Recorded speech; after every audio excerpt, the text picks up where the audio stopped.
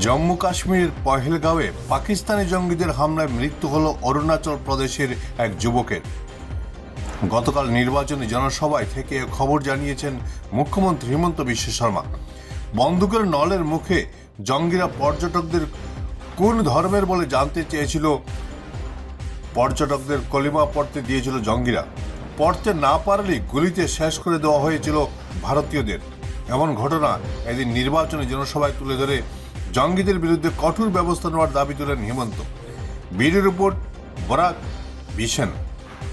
আজি নির্বাচন সভাত আমি যোগদান কৰিবলৈ আহিছো, কিন্তু আমাৰ সকলোৰে মনটো আজি যথেষ্ট বেয়াও লাগি আছে, শোকাকুল হৈ আছে।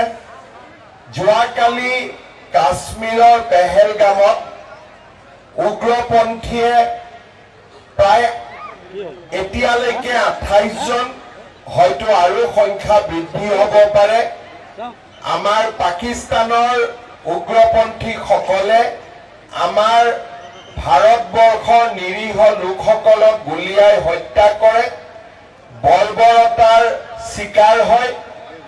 আৰু সকলোতকৈ দুখ লাগিলে যে উগ্ৰপন্থীসকলে একোজন মানুহক গুলিয়াই হত্যা কৰাৰ আগতে সুধিছিলে যে তই হিন্দু নে মুছলমান।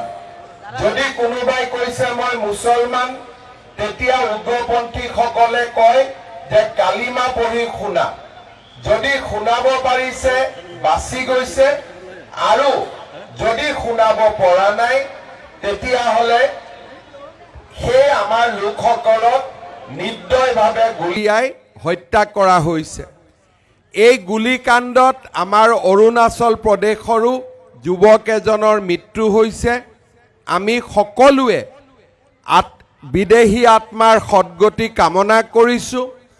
প্ৰধানমন্ত্ৰী নৰেন্দ্ৰ মোদীক ভগৱানে শক্তি দিয়ক, যাতে পাকিস্তানৰ এই বৰ্বৰতাৰ প্ৰতিশোধ আমি ল'ব পাৰোঁ, আৰু আমি সকলোৱে মিলি ভাৰত মাতাৰ জয়গান আৰু ভাৰত মাতাৰ এই সুপুত্ৰসকলক যোনে হত্যা কৰিলে তেওঁলোক যাতে নিপাত যায়, তেওঁলোকক যাতে আমি চৰম শাস্তি প্ৰদান কৰিব পাৰোঁ, তাৰ বাবে আমি সকলোৱে আকৌ এবাৰ ইয়াৰ পৰা নৰেন্দ্ৰ মোদী ডাঙৰীয়াৰ হাত শক্তিশালী কৰি আৰু সন্ত্ৰাসবাদীসকলক নিপাত কৰিবলৈ মোদী ডাঙৰীয়াক ভগৱানে শক্তি দিয়ক, তাকে আমি আজি এই সভাৰ পৰা আকৌ এবাৰ কামনা কৰিছোঁ। সকলোকে অনুৰোধ কৰিম, সকলোৱে যেন মনত আজি এটা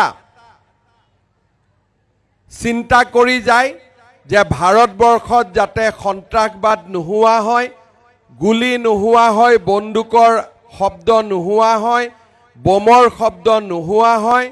মোদী ডাঙৰীয়াই যাতে আমাৰ দেশত স্থায়ী শান্তি লৈ আহিব পাৰে, আৰু পাকিস্তানীসকলক মোদী ডাঙৰীয়াই যাতে পৰাস্ত কৰিব পাৰে, সকলো ফালৰ পৰা ভাৰত মাতা যেন আগবাঢ়ি যাব।